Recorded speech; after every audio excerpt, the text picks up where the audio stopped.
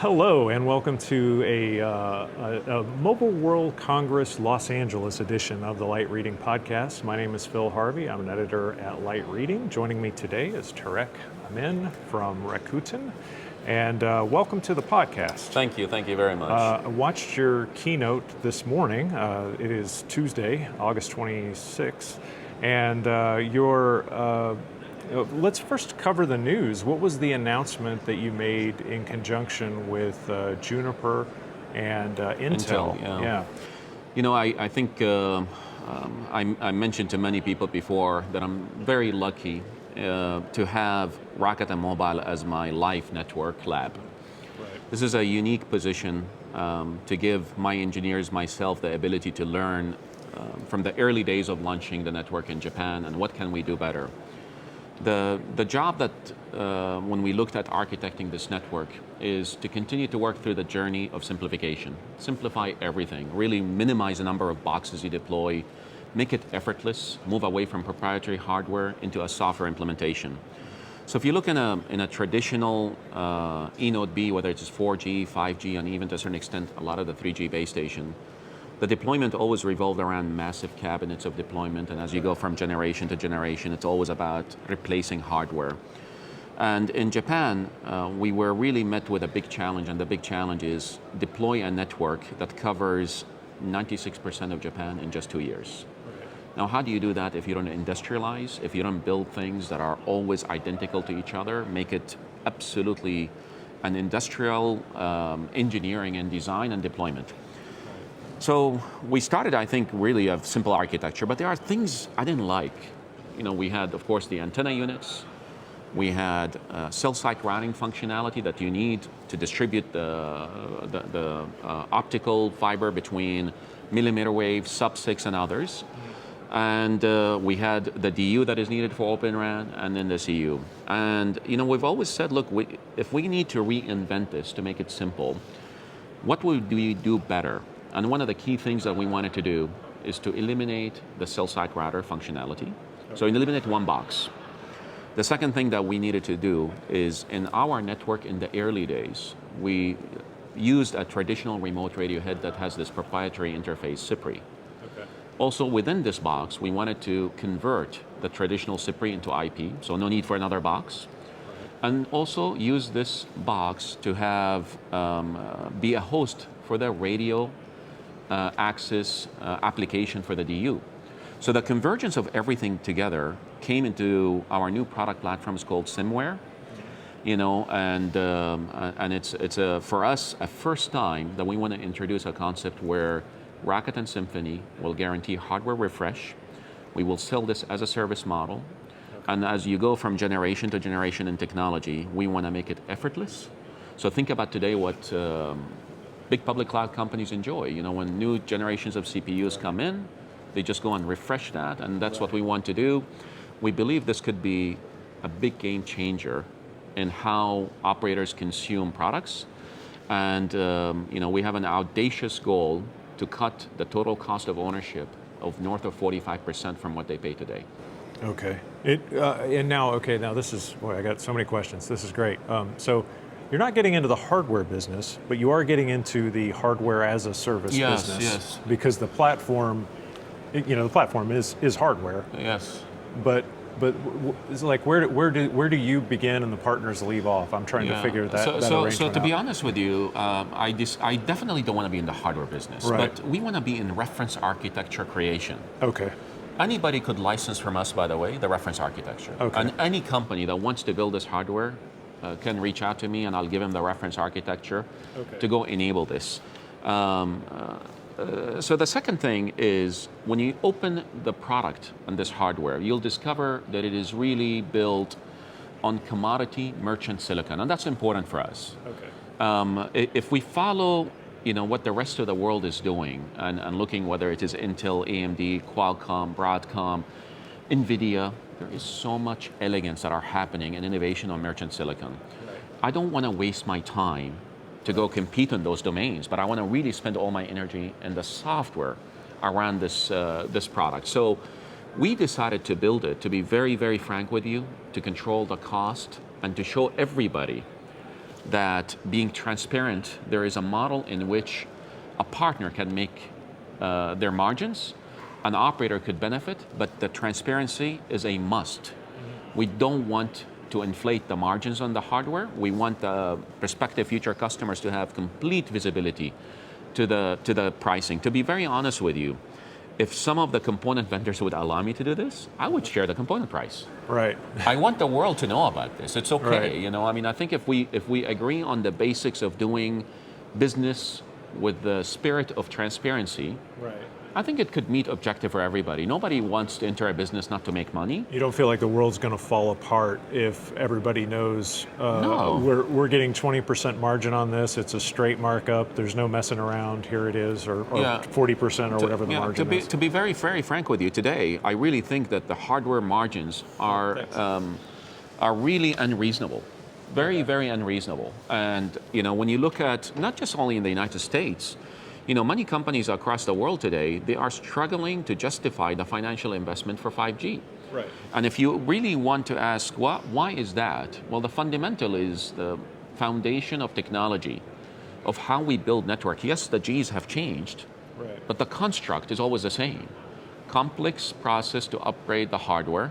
So our approach is, we absolutely don't want to be in the hardware business, but we want to be an enabler. And I would love nothing else to see an ecosystem that get created of hardware suppliers take our reference design and give it to the world.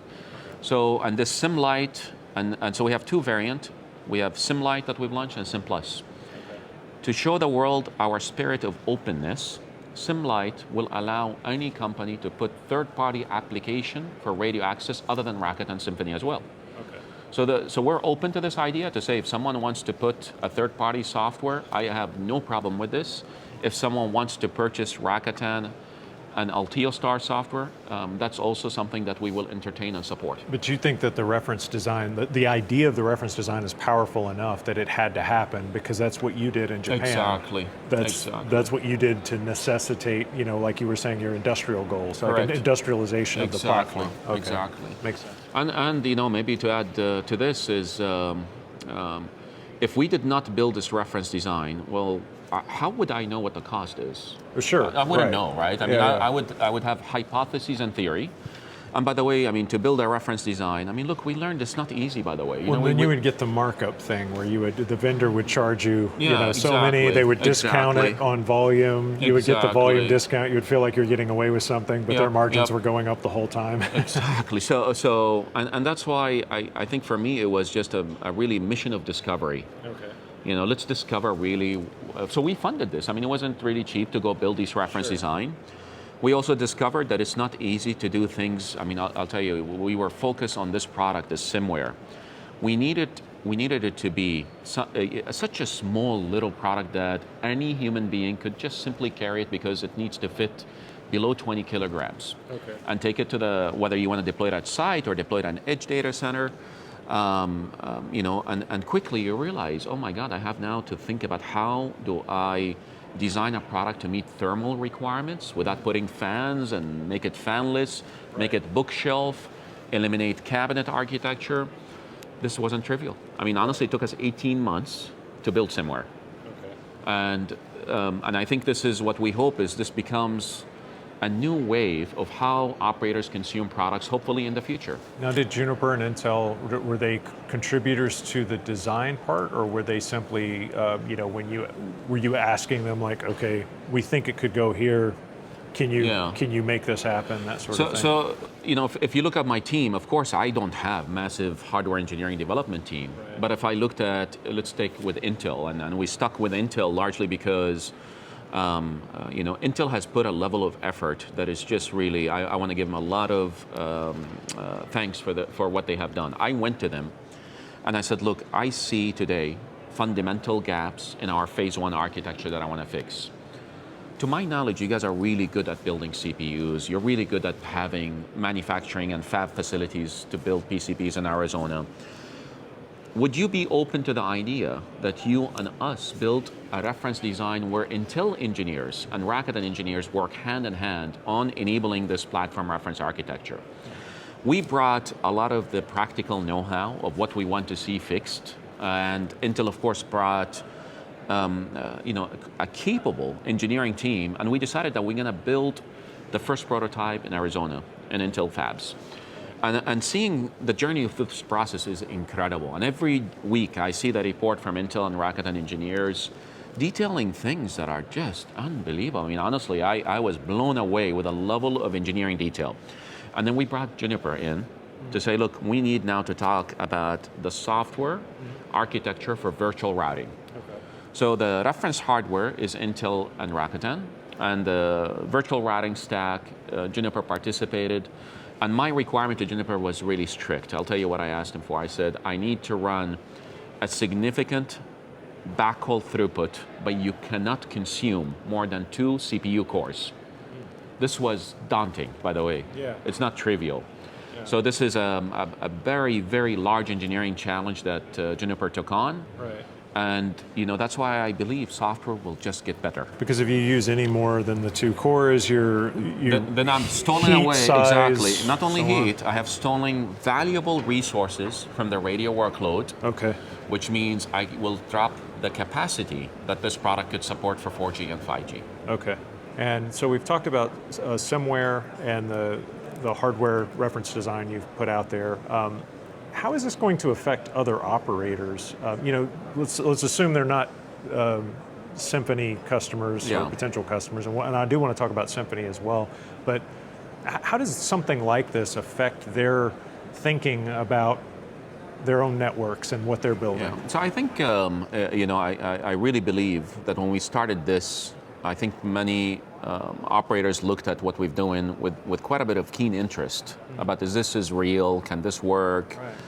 And I think most of them have came to clarity and conclusion that moving towards a software world, moving towards cloud architecture, totally makes sense for the transformation journey. I think it's really, really important that the connectivity cost reduced dramatically, and I think the discussion that I'm getting quite a bit, we could see the benefit if you're a greenfield operator. Now I'm a brownfield operator, and this is becoming one of my favorite topics that I utterly enjoy the discussion I'm having with future customers of Rakuten Symphony.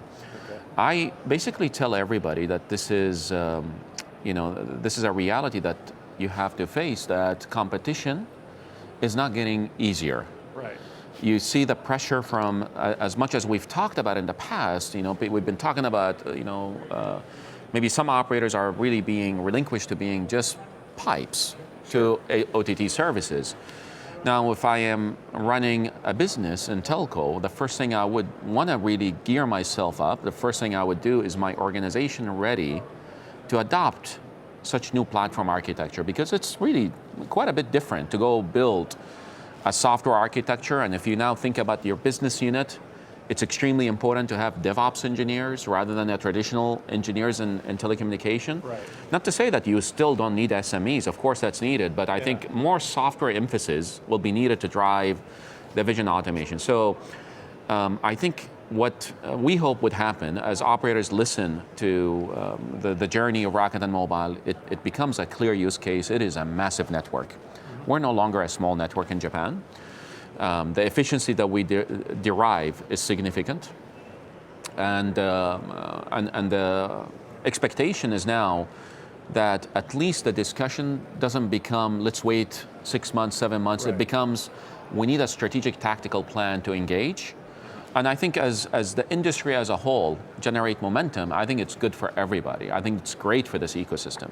Because it continues to reinforce the idea that network improvements an iterative process, that it has to be software driven or you get stomped by competitors. Exactly. And you're putting things in the cloud not as a give up, but as a strategic imperative. Maybe a way I would say it, it's a matter of survival. Right. I mean, just think about it today. I mean, think about the enterprise world before public cloud came about, right? Yeah, it was very complex. Very complex. Now everything is jumping to the cloud. There is nobody, I think, could argue the efficiencies that you would get by the cloud. I mean, I'll give you one example. I mean, think about very simple concept, capacity management. Okay. Yeah. Think about if I run capacity management in a traditional sense, if I'm a legacy operator, versus capacity management if I'm an operator that lives in a cloud. Okay. Now, if you're a cloud enabled operator, I would argue that capacity management should be a thing of the past. If you build this network properly on cloud, then the cloud itself, by nature, inherits the value of elasticity. Right. And as workloads demand additional CPU and memory, these get spun off automatically. Right. And those are the things that I think, as an industry as a whole, if we continue to push and partner, because look, there's aspect that the cloud layer is ready, and there's another aspect is the application layer is ready. Okay. And I think if we all partner together and push as one united front to move this industry into an idea that application, orchestration, and cloud are really moving towards a future where connectivity is embracing the essence of software, elasticity into its DNA, I think it's good for everybody. I don't think anybody would argue anymore that moving to cloud is a bad thing. It's an absolute good thing. And I would really encourage everybody, regardless of whether you're greenfield, brownfield, I think time is now to take some decisive actions and move towards the future. What are what are the other telcos? What has their reaction been to Symphony? This idea of the network as a service, and purchasing that and all that service from another operator. I mean, that's a, yeah. They're both So completely different. think about this. The group of Rakuten has 71 internet-facing companies. Right. Mobile is just another subsidiary of this company. With the consumer unit, the We gaming, took all the Symphony other stuff. as another spun-off, and the reason we wanted Symphony to exist is to deliver the platform and the experiences that we have derived from running the business in Japan in mobile operation.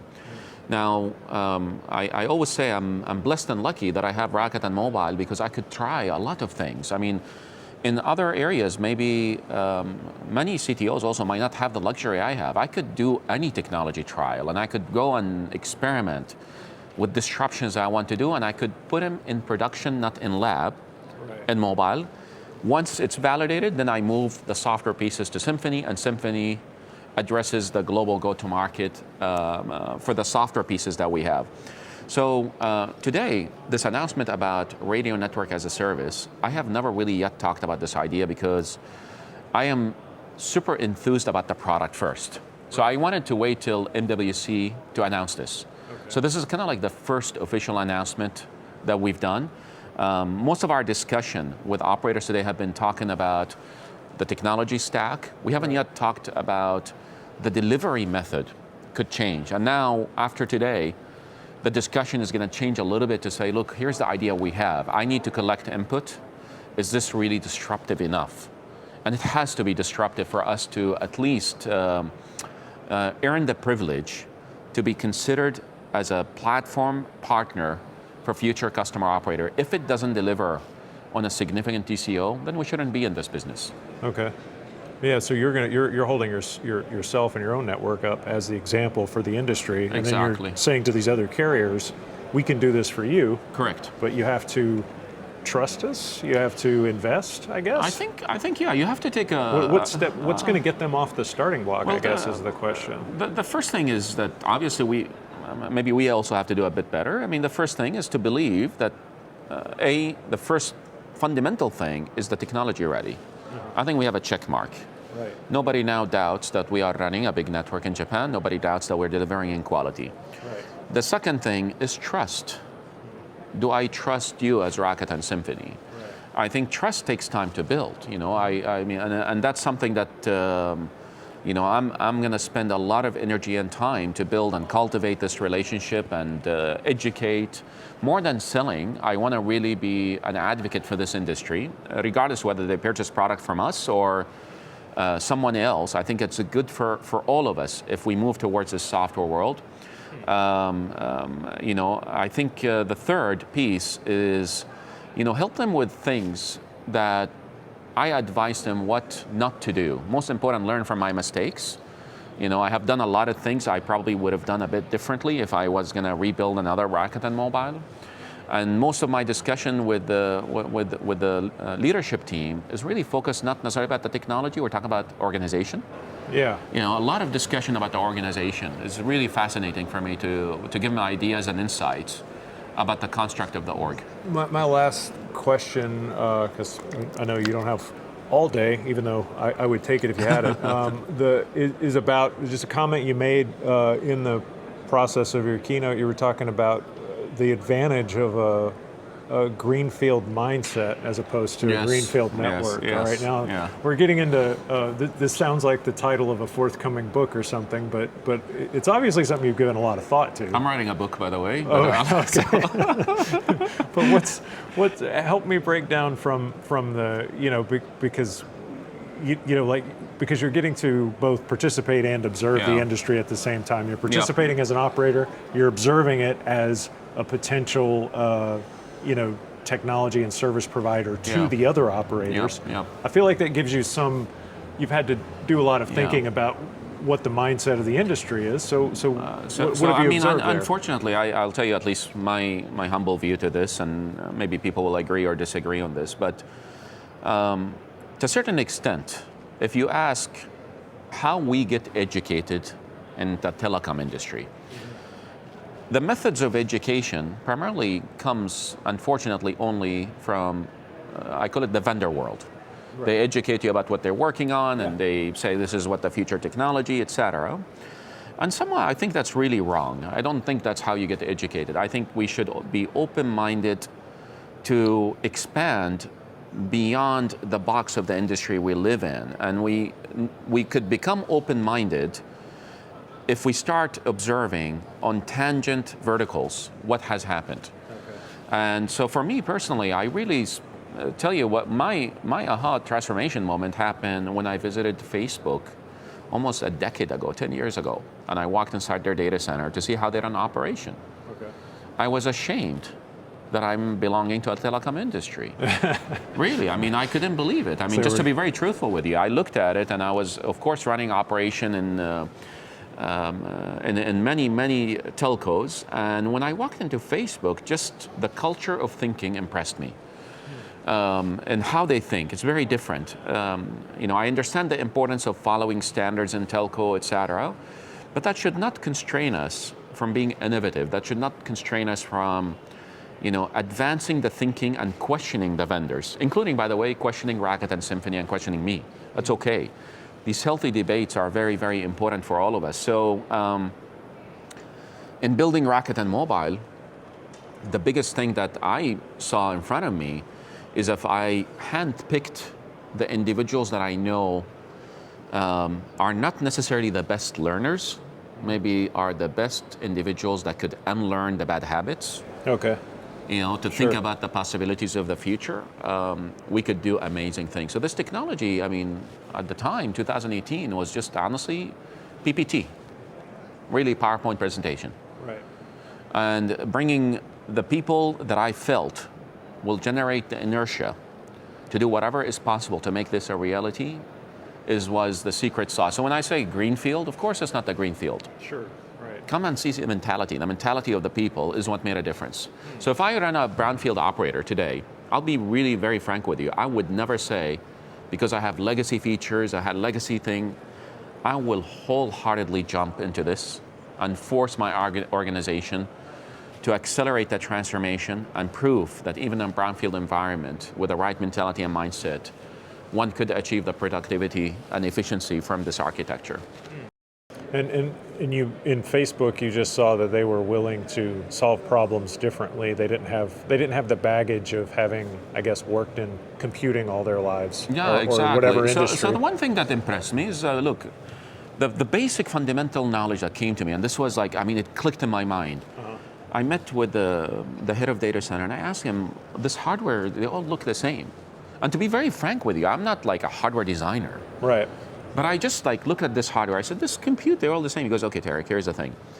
We have 2 billion customers, and there's only 6 hardware types. We have a hardware for AI, a hardware for messaging, a hardware, anyway. Right. They standardized the hardware. Now in telco, the approach in hardware was, you would go to a vendor, you would ask the vendor, what is the hardware you need? And the vendor gives you different variation of things. Right. In mobile, in Japan, I didn't do that. I had, by the way, 1 CPU type, right, 1 hardware type, and I forced all vendors, say, you must make your workload work at the desired efficiency of this hardware. Now, that came from, honestly, observation that I made on Facebook.